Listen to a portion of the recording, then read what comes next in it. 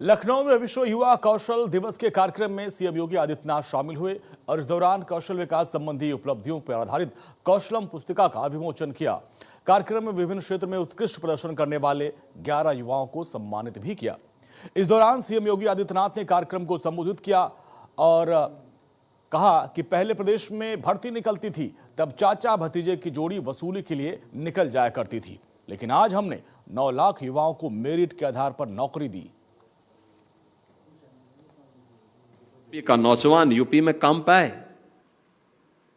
एक कल्पना थी, लेकिन आज साकार हो रही है।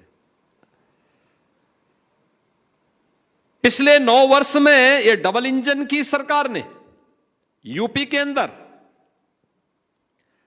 9 लाख से अधिक नौजवानों को सरकारी नौकरी दी है।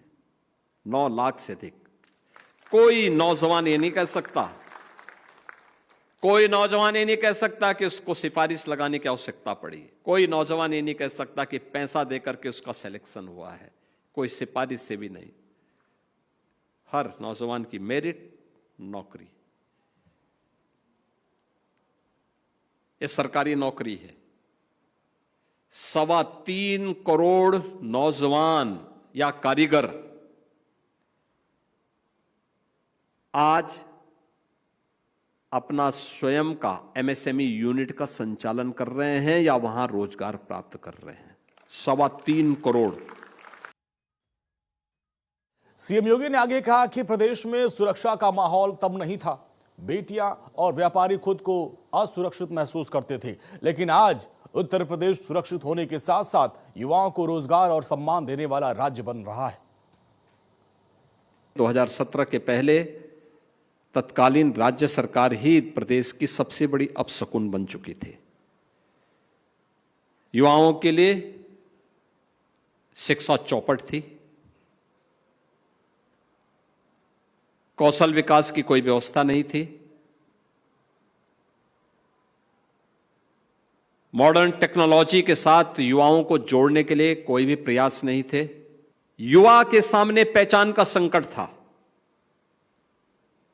अगर किसी ने कोई डिग्री ले ही ली, कहीं से कोई जा करके प्रयास करके कोई डिग्री, कोई डिप्लोमा, कोई सर्टिफिकेट प्राप्त कर भी दिया तो यूपी के अंदर तो काम नहीं था। यूपी के बाहर जाता था तो यूपी के नाम पे लोग वैसे चिढ़ते थे, इसलिए यूपी के बाहर कोई सम्मान भी नहीं था।